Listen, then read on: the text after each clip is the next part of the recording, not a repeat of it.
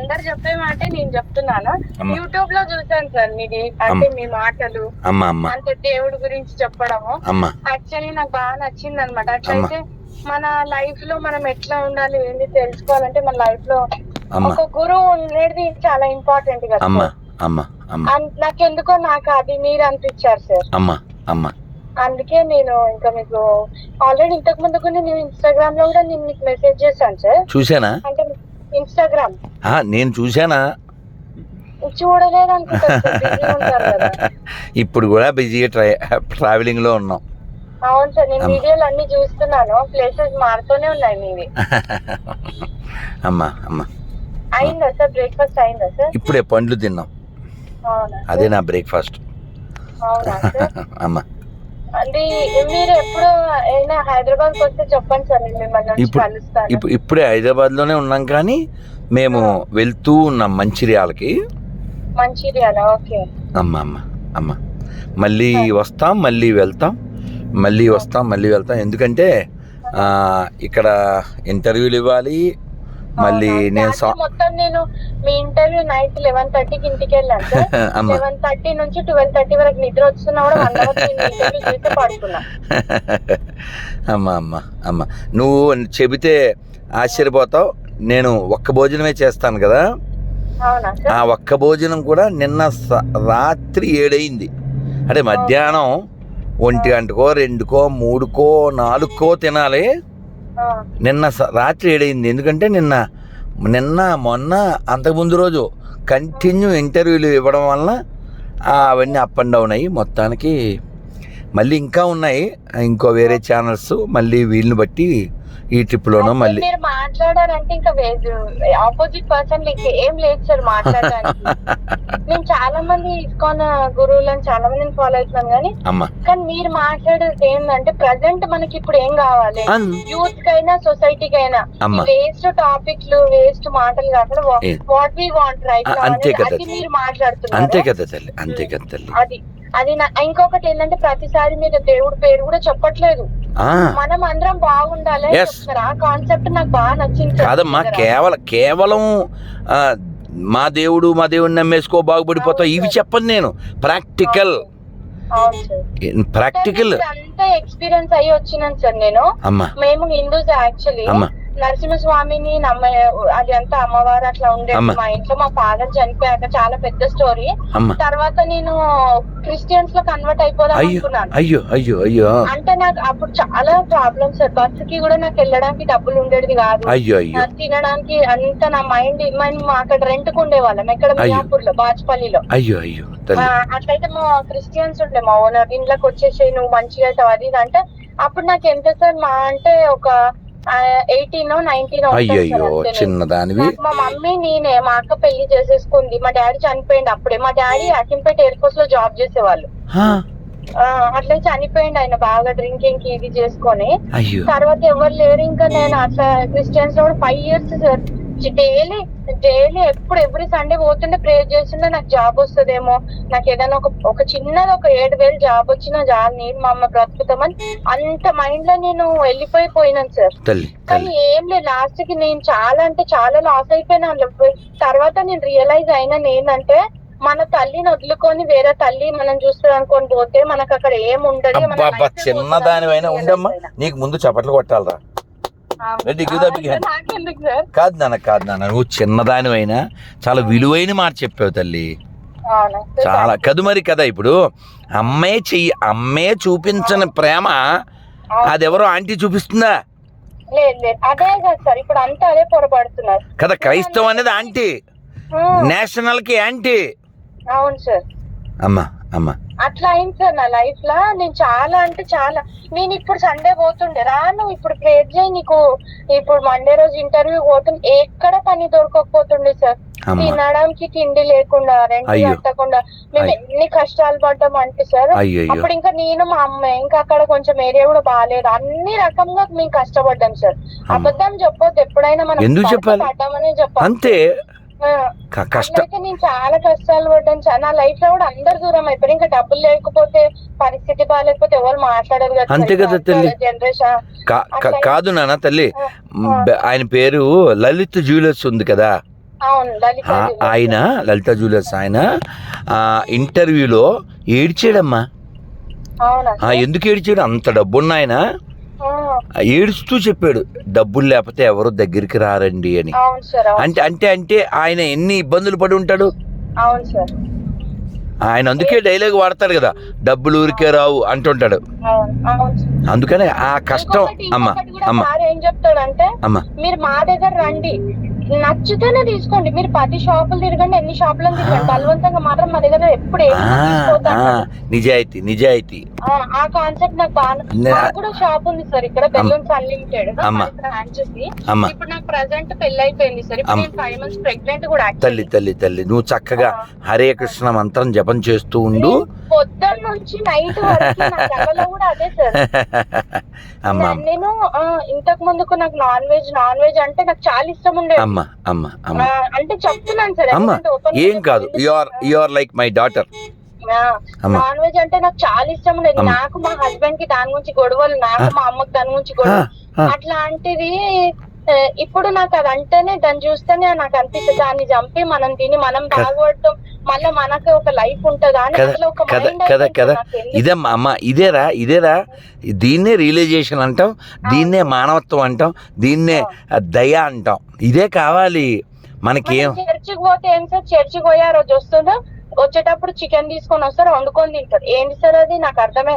చర్చిలోనే అదేదో పోస్తారు sir, red కలర్ది, అది యేసు రక్తం.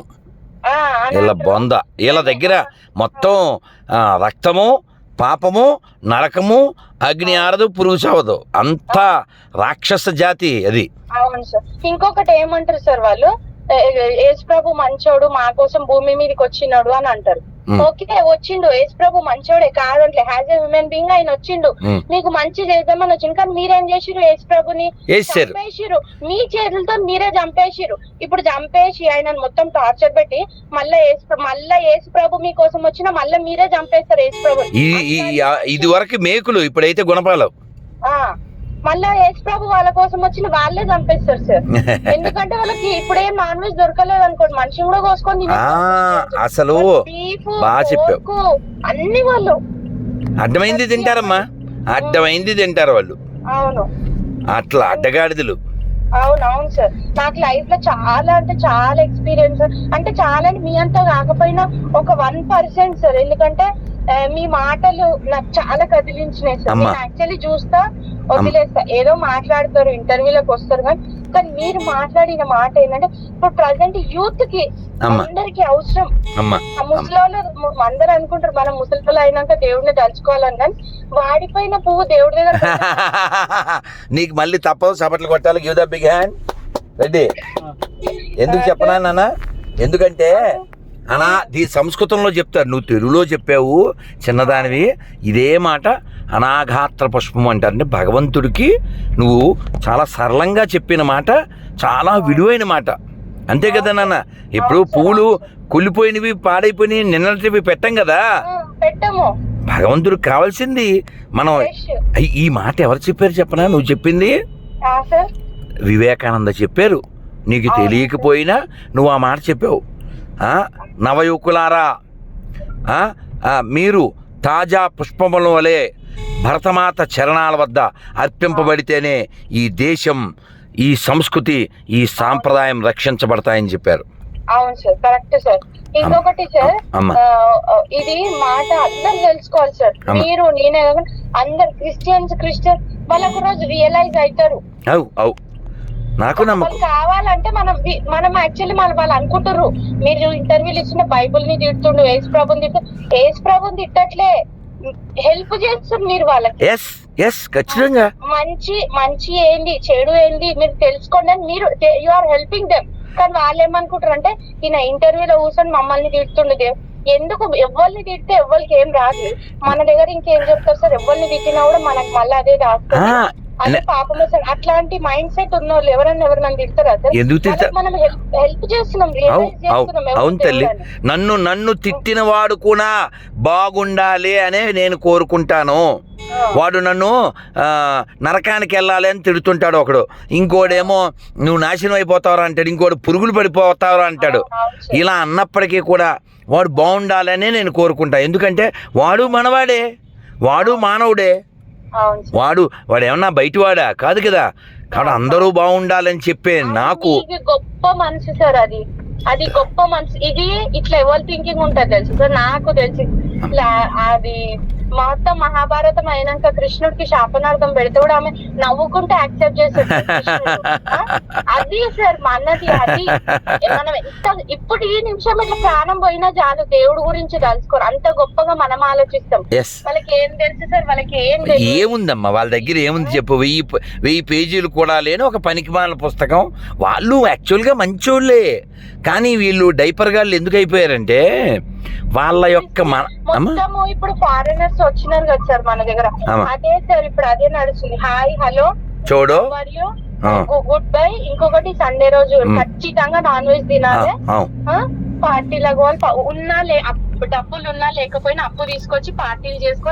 ఇప్పుడు మొత్తం ఇదే కల్చర్ నడుస్తుంది సార్. దేవుడి కంటే మాత్రము ఎవరికి మనసు రాదు, చెయ్యి రాదు. దేవుడు అంటే కొంతమంది ఇప్పుడు ఒక ఫ్యాషన్ ఏంటంటే ఏ దేవుడే లేడు, అదొక స్టైల్. ఇప్పుడు అదొక చావు తెలివితేటలు అంటారు చాలా మంది, నువ్వెప్పుడు కృష్ణుడు కృష్ణుడు కృష్ణుడు అంటావు, నీ కృష్ణుడేమన్నా వచ్చి నిన్ను కాపాడుతాడా? నిన్ను ఆయన కాపాడిండు కాబట్టే నేను ఈ రోజు ఇట్లుండి మీలాంటి ఒక గొప్ప పర్సన్ దగ్గర నేను మాట్లాడుతున్నా అంటే అది నాకు దేవుడు ఇచ్చిన అదృష్టం సార్. నేను మా హస్బెండ్ తో కూడా చెప్పిన, ఈ సార్ తో నేను మాట్లాడంటే అమ్మో నువ్వు చాలా గొప్పగా సార్ నీతో మాట్లాడిందంటే, ఎందుకంటే ఎంతో మంది మెసేజ్ చేస్తారు, ఎంతో మంది కలుస్తారు, కానీ అందరితో మనం మాట్లాడలేం, అందరూ మనకు కనెక్ట్ కాదు సార్.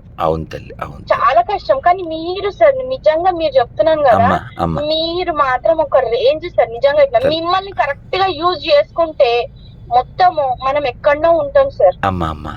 నిజంగా చెప్తున్నాను, మీలాంటి వాళ్ళతో మాట్లాడటం నేను చాలా అంటే చాలా అదృష్టంగా. సంతోషం తల్లి. మనం ఎవ్వరి చెడు కోరుకోవట్లేదురా, అందరూ బాగుండాలని కోరుకుంటున్నాం, అందరి బాగు మనం కోరుకుంటున్నాం. ఎందుకంటే ఈ లోకంలో నువ్వైనా నేనైనా ఎవరైనా టెంపరీ పీపుల్ కదా, మనం అందరూ తాత్కాలికమే కదా అమ్మా. 7 ఏళ్ల క్రితం మా అమ్మ ఉంది, 7.5 సంవత్సరాల క్రితం మా అమ్మ ఉంది. రేపు జూన్ వస్తే మా అమ్మ వెళ్ళిపోయి 8 ఏళ్ళు. మా నాన్నగారు 22 ఏళ్ల క్రితం 23 ఏళ్ల క్రితం వెళ్ళిపోయారు. కాలగమనంలో అందరూ వెళ్ళిపోతాం కదమ్మా. కాబట్టి ఎవరి శత్రువులు చెప్పు. అందుకనే నేను తెలియట్లేదు, మనం ఏదో వాడి శత్రువులాగా వీడు భావిస్తున్నాడు. మొన్న ఆ సినిమా ఒక ఆవిడ మాట్లాడారు, నిన్న పెట్టాను, కాదు అక్కడ కలవడం కాదు, ఫోన్లో మాట్లాడారు. అంటే యమలీల అని ఒక సినిమా ఉంది కదా, ఆ సినిమాలో యముడితో డాన్స్ చేస్తుంది ఆవిడ. ఆవిడ ఇంద్రజ అంటే అలీ పక్కన ఈ యముడితో డాన్స్ చేసే ఆవిడ పేరు వచ్చి లతాశ్రీ అనుకుంటా, లతాశ్రీ. అంటే చాలా కాలం క్రితం. అయితే ఆవిడ మొన్న ఫోన్లో మాట్లాడారు, కాసేపు 6 నిమిషాలు 10 నిమిషాలు మాట్లాడాక నేను ప్రైజ్ ద లార్డ్ అన్నా, ఆవిడ కూడా ప్రైజ్ ద లార్డ్ అంది, హరే కృష్ణ అన్నాను. మరి హరే కృష్ణ అనాలిగా, ఎందుకు అనలేదు?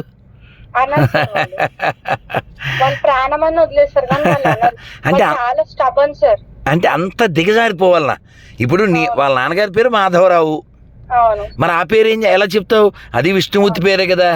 అవును మనం అసలు తెలియదు కానీ మాక్సిమం మొత్తం పేర్ల దేవుళ్ళే సార్. కాదమ్మా, ఇప్పుడు అనిల్ కుమారు, హనుమంతుడి పేరు సతీష్ కుమారు, సత్యనారాయణ స్వామి పేరు సాంబశివరావు, జగన్మోహనం, విష్ణుమూర్తి పేరు, ఇవన్నీ ఎక్కడమ్మా?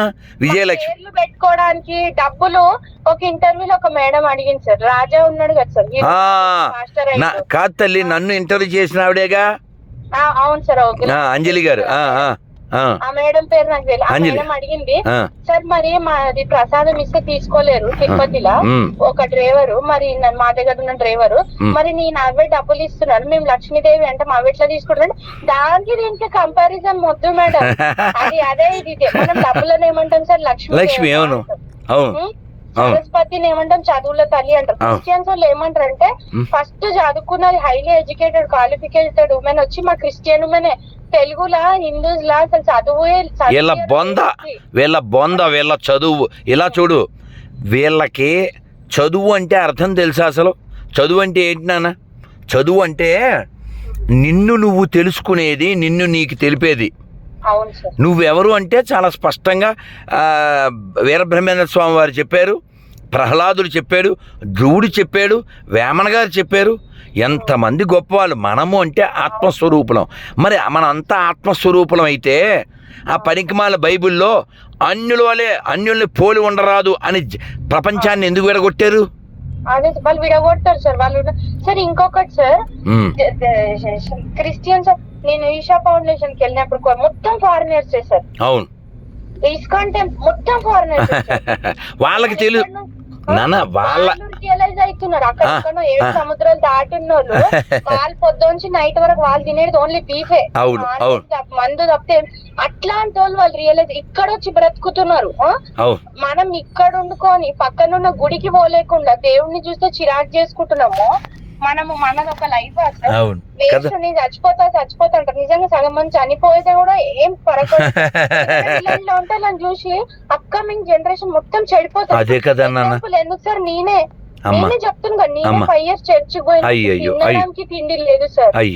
మీరు మొన్న ఒక మాట చెప్పారు సార్ ఇంటర్వ్యూలో. ఏం చెప్పారు అంటే ఒక ఆయన క్రిస్టియన్స్ ఆయన ఫోన్ చేసి వాళ్ళ అల్లుడు చనిపోయాడు, వాళ్ళ కొడుకు చనిపోయాడు. నేను పాస్టర్ అనుకుని నేను 1000 రూపాయలు వేసాను. మళ్ళీ 1000 రూపాయలు వేద్దామని మళ్ళీ ఫోన్ చేశాను. ఆయనకి శివరాత్రి కదా, 1000 రూపాయలు వేద్దాం.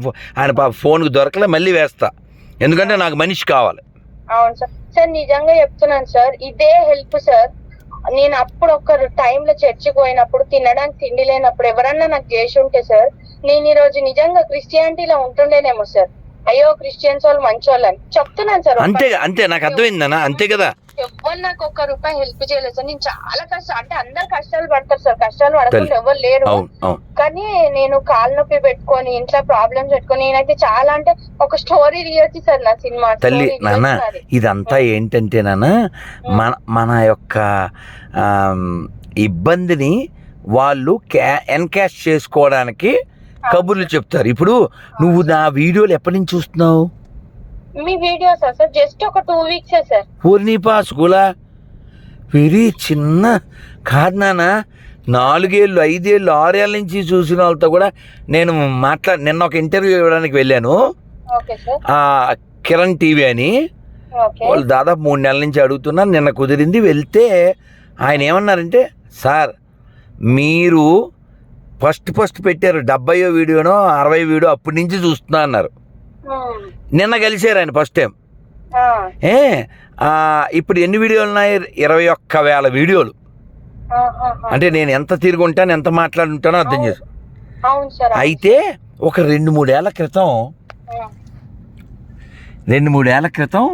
ఒక రైల్వే స్టేషన్లో ఒక పెద్ద ఆవిడ, అది బాగా వైరల్ అయింది. ఆ వీడియోలో పెద్ద ఆవిడ రాజమండ్రిలో రైల్వే స్టేషన్లో మిడ్నైట్ నేను రైలు దిగి నిద్ర కళ్ళతో వెళ్ళిపోవాలి నిద్రపోవాలని వెళ్ళిపోతుంటే పాపం పెద్ద ఆవిడ, పాపం కుష్టి ఆవిడ, పాపం అడుక్కుంటుంది. ఆవిడ అలా కూర్చుంది. ఆవిడ నన్ను ఏం అడగలేదు, కానీ అయ్యో పాపం అంటే అక్కున ఒక 50 రూపాయలు వేసి నేను ముందుకెళ్ళిపోయాను. 4 అడుగులు అలా పడ్డాయో లేదో స్తోత్రం అందే. ఏమిట్రా ఈ రాత్రికాలం సమయమున ఈ స్తోత్రం ఏమిటి, ఎవరిదా గాత్రం ఏమిటి, ఆ స్తోత్రం అని ఆత్రం కొద్దీ స్తోత్రం తెలుసుకుందాం వెనక తిరిగా. ఈ అమ్మాయి ఎందుకు ఏమిటి అన్నా అంటే స్తోత్రం ప్రభువుకి అందే. కదమ్మ డబ్బులు ఇచ్చింది నేను కదా అని అలా మాట్లాడుతూ ఆవిడకి మళ్ళీ ఇంకో 100 రూపాయలు ఇచ్చా, సరదాగా ప్రేయర్ చేయమన్నా. తర్వాత ఏమ్మ 150 రూపాయలు ఇచ్చాను కదా, ఇందులో పాస్టర్కి ఎంత ఇస్తావు అన్న. దశం భాగం ఇవ్వాలి కదండి, 15 రూపాయలు అందే. మరి 1000 రూపాయలు వస్తే 100 రూపాయలు, 10 అది 1000లో అయితే 100, 1500 అయితే 150 ఇలాగ చెప్పింది. చెబితే మరి నీకు బియ్యం అయ్యి వస్తాయా అన్న. బియ్యం కూడా వస్తాయండి అంది. మరి ఆ బియ్యం కూడా ఇస్తావా అన్న. ఇస్తానండి, ఇవ్వాలి కదండి అంద. ఎంత దారుణం ఆలోచించమ్మా. ఒక అడుక్కునే ఆవిడ దగ్గర వాడు వీరముష్టి కదా. ఈవిడ కుష్టి, ఈవిడ ముష్టి, కానీ ఈవిడ దగ్గర వాడు తింటున్నా అంటే వాడు వీరముష్టి కదా. అవును సార్, అవును సార్. నేను ఇప్పుడు కలవారి చర్చి కూడా వెళ్ళినాను సార్, సతీష్ ది మియాపూర్ లో. వెళ్తే ఒక 3-4 టైమ్స్ వెళ్ళినాను సార్. వెళ్ళినప్పుడు అక్కడ నాకు తెలిసిన విషయం ఏంటంటే, బాక్స్ పట్టుకొని ప్రతి ఒక్కళ్ళు ముంగట్టుకు వచ్చేస్తారు సార్ వాళ్ళు. బాక్స్ పట్టుకొని లైన్ పెద్ద ఉంటది కదా సార్ చర్చ్ మొత్తం. మనం పోలేము కదా, ఇప్పుడు మనం వేయాలంటే ఉండి దగ్గరికి మనం వెళ్ళి వేస్తాము. అడుక్కోవడానికి కానుకలు పెట్టా అడుక్కోవడానికి ఒక బాక్స్ లా ఉంటది, అది పట్టుకొని ముంగట్టుకు వచ్చేస్తారు. 1 రూపీ అని వేయాల్సిందే. నీకు 1 రూపీ వేస్తే దేవుడు 100 రూపీస్ ఇస్తాడు. 1000 రూపాయలు ఇస్తే 1,00,000 రూపాయలు ఇస్తాడు. మనం అయితే మరి రూపాయి వేసి చూసేద్దామా? వేసినాం సార్, ఏం కాలేదు. నేను చెప్తున్నాను కదా సార్, ఏం లేదు సార్. అది అంటారు చూడు, దూరం నుంచి దూరపు కొండలు నునుపు. నాన్న ఒక మాట చెప్పనా, నువ్వు రూపాయి వేస్తే 1000 రూపాయలు వస్తాయని చెప్పి ఆ రూపాయి కూడా నీకు లేకుండా చేసే లుచ్చాగాళ్ళే పాస్టర్లు. అవునవును సార్. ఒక శాలరీ వస్తానంటే వాళ్ళు ఎంతనో ఇవ్వాలంట సార్. కాదన్నా, ఖచ్చితంగా ఇవ్వాలంట వాళ్ళు. నీకు అర్థం కావట్లేదు. ఇప్పుడు నీకు 100 రూపాయలు జీతం వస్తే పాస్టర్ అనే పోరంబోకి 10 రూపాయలు ఇవ్వాలి. నీకు 1000 రూపాయలు వస్తే 100 ఇవ్వాలి. అదే 10,000 వస్తే 1000 ఇవ్వాలి. అదే 1,00,000 వస్తే 10,000 ఇవ్వాలి. నిన్న మాకు డ్రైవర్ వచ్చాడు. అతను ఏది తూర్పుగోదావరి జిల్లా అతను ఎప్పుడో వాళ్ళ ఊరి దగ్గర ఒక పాస్టర్కి హెల్ప్ చేశాడంట. ఇతనేం చర్చికి వెళ్ళో, ఏదో మానవుళ్ళం అని చెప్పి హెల్ప్ చేశాడంట. ఇతనికి ఏదో అప్పులు అవి, కారు ఏదో ప్రాబ్లం వచ్చి అతను పాపం ఈ పొలం ఏదో అమ్ముకున్నాడంట.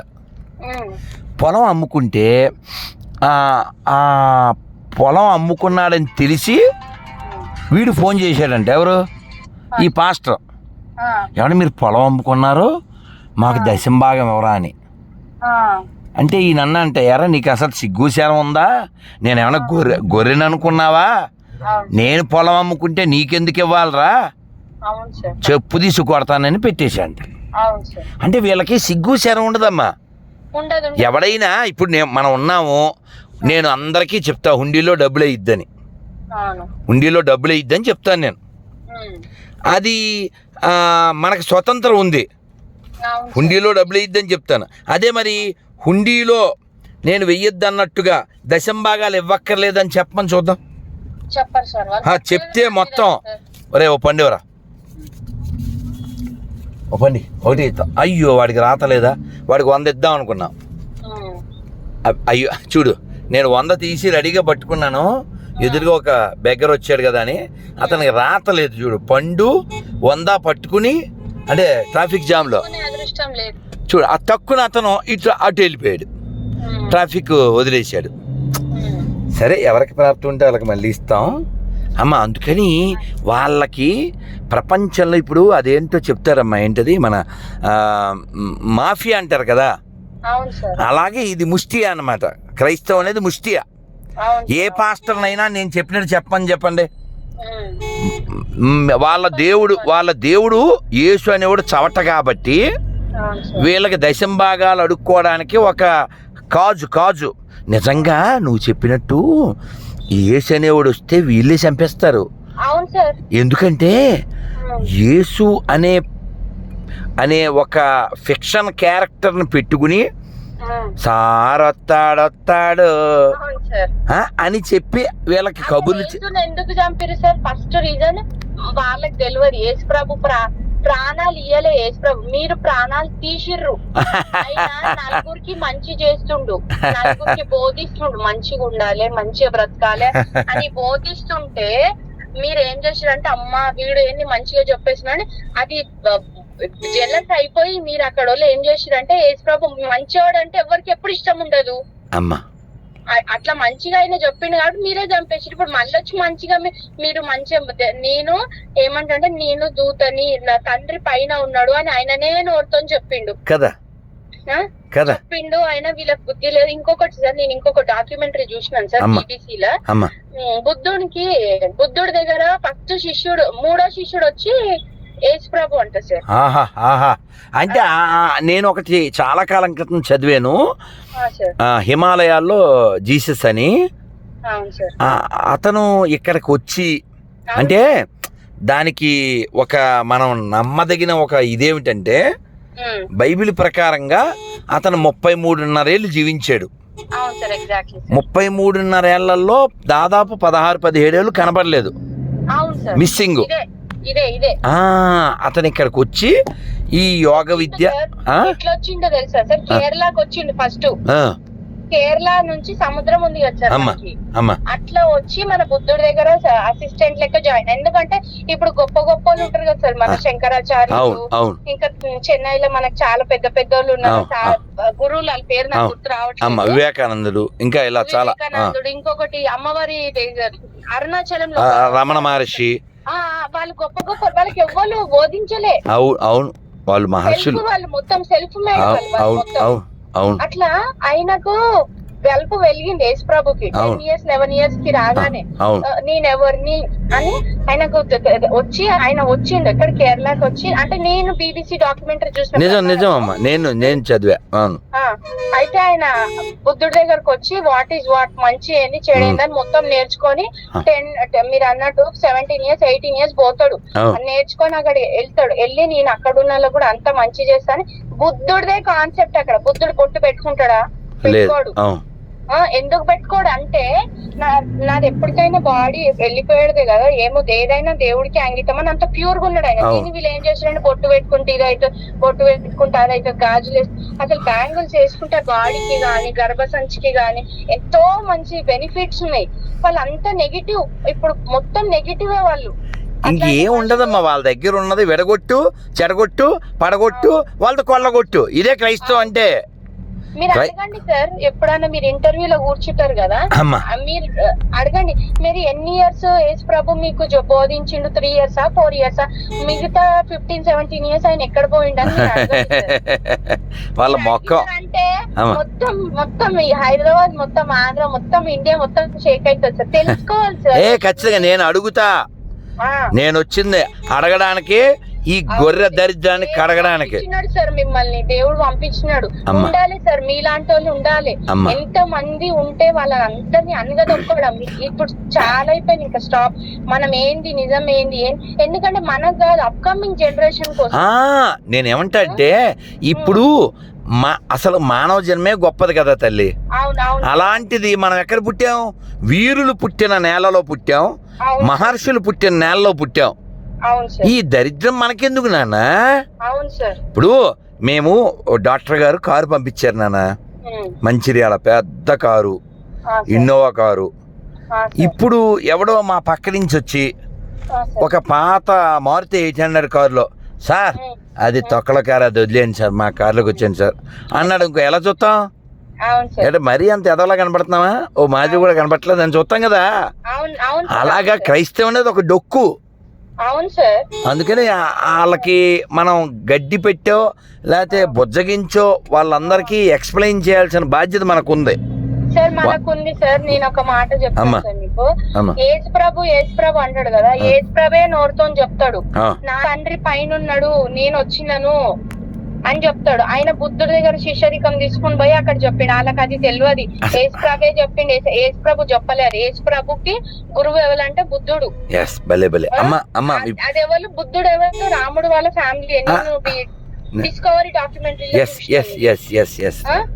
మరి వాళ్ళ ఫ్యామిలీ ఇప్పటికి ఉన్నది. వాళ్ళంత గొప్ప వాళ్ళు. మరి మీరు అందరు ఎవరు? మనోళ్ళే. మీరు చెప్పినదే అంత మన కాదని చెప్పాను, కాదని చెప్పాను, కాదని చెప్పలేదు సార్ వాళ్ళు. నేను ఇంకొకటి మొన్న ఒకటి టెంపుల్ చూసినాను సార్, ఇక్కడ అమ్మవారి శక్తి పీఠము. ఎక్కడ అంటే కలకత్తా సైడ్. అది అమ్మవారి ఏదో నావి ఏదో పడిందంట. అది మొత్తము తీసేసి ఏదో ముస్లిమ్స్ ది కట్టినారు సార్, పెద్దది కట్టి అది మొత్తం ఇట్లా గ్రౌండ్ లాగా చేసి అది దాటిపోతే ఎన్నో ఇయర్స్ జైల్లో ఉండాలంట. మన గుడి పైన వాళ్ళు అది కట్టుకొని మనం రాని కూడా మనం ఎవరైనా జంప్ చేసిపోతే కూడా ఎన్నో ఇయర్స్ జైలు వేసేస్తారంట కోల్కతాలోనే. అంటే నాన్న మనం ఎక్కడైతే తగ్గుతామో అవును సార్. అక్కడల్లా ఈ ఎడారి మత దరిద్రం పెరుగుతుంది. అందుకే చూడండి, ఎప్పుడైనా మీరు వార్తల్లో కానీ లేకపోతే వీడియోల్లో కానీ పలానా చోట మత కలహాలు జరిగినాయి అన్నారనుకో, అక్కడ హిందువులు తగ్గిపోయారని అర్థం. అవును సార్. హిందువులు ఎక్కువ ఉన్న చోట శాంతి ఉంటుంది, అవును సార్. హిందువులు ఎక్కువగా ఉన్న చోట పీస్ ఉంటుంది. హిందువులు కూడా ఇప్పుడు కొంచెం మారాలి సార్. అసలు అసలు అసలు ప్రాబ్లమే మారని హిందువులు. అసలు ప్రాబ్లం మనోళ్ళే. వీళ్ళు అబద్ధాలు చెప్తారు. చెప్పినారు సార్ మొన్న, నాకు అది బాగా నచ్చింది సార్. ఎవరు చెప్పారు? 1% మీరు ఒక మాట చెప్పారు. ఏమన్నా అందరూ దేవుళ్ళు ఒక్కటే, చెప్పు తీసుకొని కొడతా. అవును సార్, నాకు అనిపించింది అందరూ ముస్లిం క్రిస్టియన్ కాదు సార్, మీరు అన్నట్టు కాదు. మన దేవుడితో ఎవరిని కంపారిజన్ ఎలా చేస్తావు నాన్న, ఎలా చేస్తావు, ఎలా? ఇప్పుడు సార్ అట్లనే అనుకున్నా. నేను ఏమనుకుంటుండే అంటే, నేను రాసేటప్పుడు జీజస్ది అల్లాది ఓం వేసి రాస్తాం మేము. నేను అందరు ఒకటే అనుకని మీరు నా కళ్ళు తెరిపించినారు సార్. రియల్ గా తల్లి యూర్ రియల్లీ సార్. నాకు యాక్చువల్లీ అంటే నాకున్న నాలెడ్జ్ ప్రకారం మనిషిని చూస్తే ఫైండ్ అవుట్ చేస్తా వాట్ దే ఆర్ అని. కానీ నేను చెప్తున్నాను సార్, మీరు చాలా బెస్ట్ సార్. ఎందుకంటే సోది మాట్లాడకుండా, సోలు మాట్లాడకుండా, దేవుడు పేరు చెప్పకుండా మీరు అందరినీ రియలైజ్ చేయడం. నాకు అందరు కావాలి. నన్ను బండబూతులు తిట్టిన వాడైనా సరే వాడు బాగుంటే సంతోషపడతాను. అవును సార్. నాకు మనుషులు కావాలి. గొప్ప మనసు సార్. నేను మొన్న కూడా ఒక ఇంటర్వ్యూలో చెప్పాను ఏంటంటే, బైబిల్ తెమ్మని చెప్పండి, నేను భగవద్గీత తెస్తాను. ఇంకోళ్ళు ఖురాన్ తెమ్మని చెప్పండి. మూడిట్లో మానవత్వానికి ఏది వ్యతిరేకం ఉంటే వాడి చింపేద్దాం. అవును సార్. నిన్న కూడా చెప్పాను వేరే ఇంటర్వ్యూలో. అవును సార్, విన్నాను సార్. కాబట్టి అప్పుడే భరణం చేసేది. ఎందుకంటే కనబడేవాడిని ప్రేమించినప్పుడు అది ఏ మాత్రమైనా నాకు అక్కర్లే. అవును సార్, కరెక్టే సార్. ఇప్పుడు నాకు కనబడేవాడు ఎదురుగా ఉన్నోడు, వాడు లివింగ్ పర్సన్, వాడిని నేను ప్రేమించకపోతే ఎక్కడో ఉండేవాడిని ప్రేమిస్తే నిజంగా ఎక్కడో ఉండేవాడు సంతోషపడతాడా? నేను ఒక్క విషయం చెప్పి పెట్టేస్తాను. వేరే ఫోన్ వస్తుంది. ఏమిటంటే, నేను ఇంటర్వ్యూలో కూడా చెప్పాను, ఒక పెద్ద ఆయన వాళ్ళ బ్యాచ్ వాళ్ళ బృందంతో కలిసి నడుచుకుంటూ ఎప్పుడో 100 సంవత్సరాల క్రితం, నేను మర్చిపోయాను, ఆయన చాలా గొప్ప ఆయన పేరు నాకు గుర్తులేదు, వారు నడుచుకుంటూ కాశీ నుంచి గంగాజలం తీసుకొస్తున్నారు. ఎక్కడికి? మన దీని పేరేమిటి, మన ఏమంటారు, రామేశ్వరానికి తీసుకొస్తూ ఉంటే దారిలో, ఎండాకాలం ఇట్లా దారిలో ఒక గాడిద దాహంతో పాపం విలవిల్లాడిపోతుంటే ఆయన తెస్తున్నటువంటి ఆ నీళ్లు కాశీ నుంచి 100 కిలోమీటర్లు నడుచుకొచ్చి దాని గొంతులో పోసారు. ఆ పక్కన ఉన్న వాళ్ళు, నీకేమైనా బుద్ధి ఉందా, గాడి నోట్లో పోయడానికి అంత దూరం తెచ్చావు గంగ నీరు అన్నారు. అంటే ఆయన అన్నారు, నాకు ఆ గాడిదలో గాడు కనపడ్డాడు. కదా తల్లి, జీవులలో శివుడున్నాడండి, జీవుడే శివుడని తెలియండి, జీవుడే శివుడని తెలియండి, జీవహింస మానండి, జీవుల మీ వలె ప్రేమించండి, జీవహింస మానండి. అందుకని సర్వే జనా సుఖినో భవంతు, సమస్త సన్మంగళాని సంతు. అలాగే మనం ఇంకా ఏం చెప్తామంటే, సర్వే సంతు నిరామయ, సర్వే భద్రాని పశ్యంతు, సర్వే సంతు సుఖినః, మా కశ్చిత్ దుఃఖభాగ్ భవేత్. అంటే అర్థం ఏమిటి? అందరూ బాగుండాలి, ఎవరికి టెన్షన్ ఉండకూడదు, అందరూ ఆరోగ్యంగా ఉండాలి, ఎవరికి దుఃఖం రాకూడదు. ఎంత గొప్ప కోరికరా ఇది! ఇలా కదా జీవించాలి. అంతేగాని కేవలం మా దేవుణ్ణి నమ్మితేనే నువ్వు బాగుంటావు, స్వర్గానికి పోతావు. ఎందుకు వచ్చిన స్వర్గం అది? ఒక్క జోక్ చెప్పి పెట్టేస్తాను. కాదు నాన్న, నువ్వు గమనించు జోకు. నువ్వు ఏ చర్చి కన్నా వెళ్ళు, దెయ్యాలను వదలగొడతాను, దెయ్యాలు అంటుంటాడు కదా వాడు. మరి చర్చికి వచ్చే దెయ్యాలు గుడికి ఎందుకు రావట్లేదు నాన్న?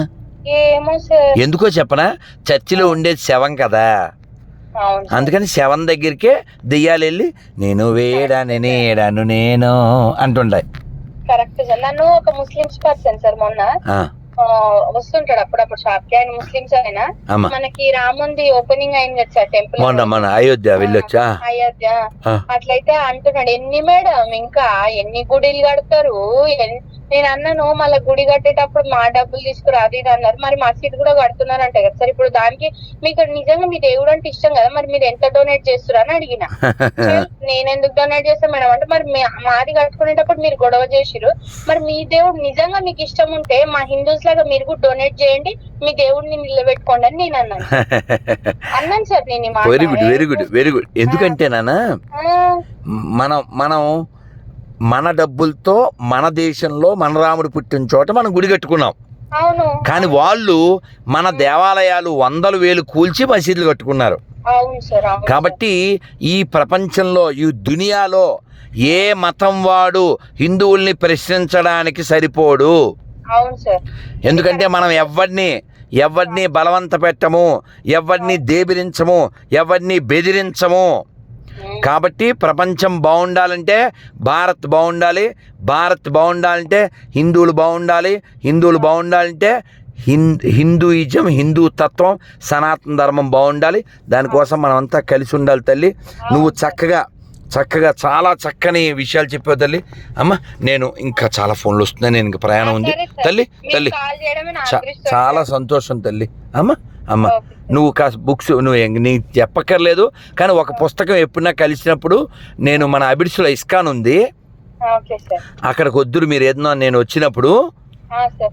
నాకు ఎప్పుడు ఫోన్ చేయండి సార్, ఎప్పుడు టచ్ లో ఉండండి జీవితాంతం సార్. అంటే ఒకసారి అందరిలాగా మాట్లాడుకోవడం, ఎందుకంటే మంచి విషయాలు జీవితంలో ఎంతో తెలుసుకున్నా తక్కువే సార్. తల్లి నేను అక్కడికి వచ్చినప్పుడు నేను మర్చిపోయినా నువ్వు మర్చిపోకుండా నాకు పుస్తకం ఇస్తా అన్నారు, మీరు ఫస్ట్ చదివిన పుస్తకం అని గుర్తు చేయి.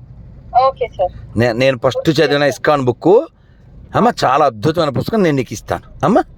తల్లి హరే కృష్ణ తల్లి, హరే కృష్ణ తల్లి, హరే కృష్ణ తల్లి. అమ్మ హరే కృష్ణ తల్లి, హరే కృష్ణ, హరే కృష్ణ.